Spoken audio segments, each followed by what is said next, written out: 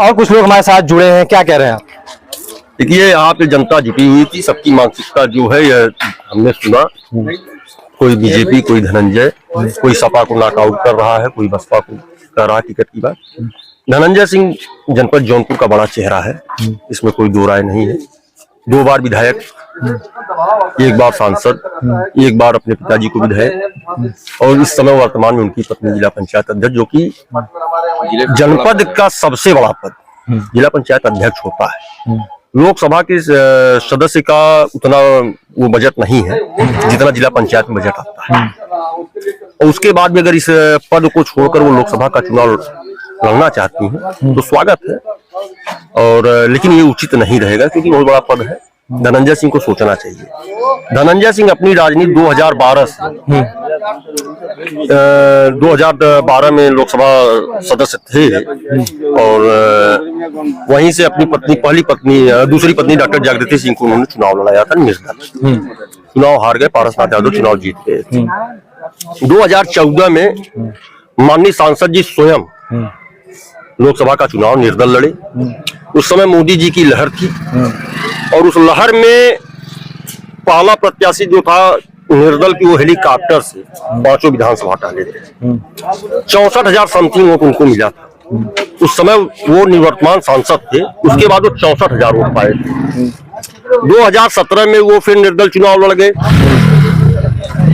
उस समय योगी की लहर थी, ठीक है, लड़े, और उसका फायदा सीधे सीधे सपा को हुआ, और पारसनाथ यादव यहाँ से चुनाव जीत गए। ये करीब 16,000 वोट से, करीब 15-16,000 वोट से चुनाव हारे।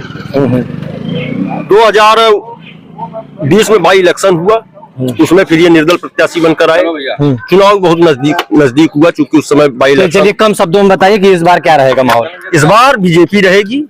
इस बार बीजेपी रहेगी, और यहाँ जितने लोग कहने वाले हैं, जितने लोगों ने धनंजय सिंह किया है, अगर धनंजय सिंह आते हैं तो लोग धनंजय सिंह को वोट नहीं करेंगे, सीधा सीधा राम मंदिर राष्ट्र के नाम पर वोट करेंगे, बीजेपी को वोट करेंगे।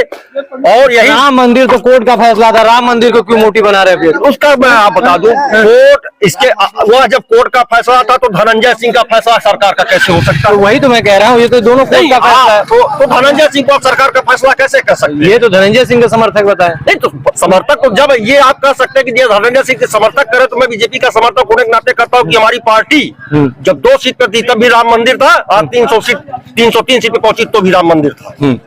चलिए आप बता दीजिए किसके साथ जा रहे हैं? Only for BJP. बीजेपी के साथ जाएंगे।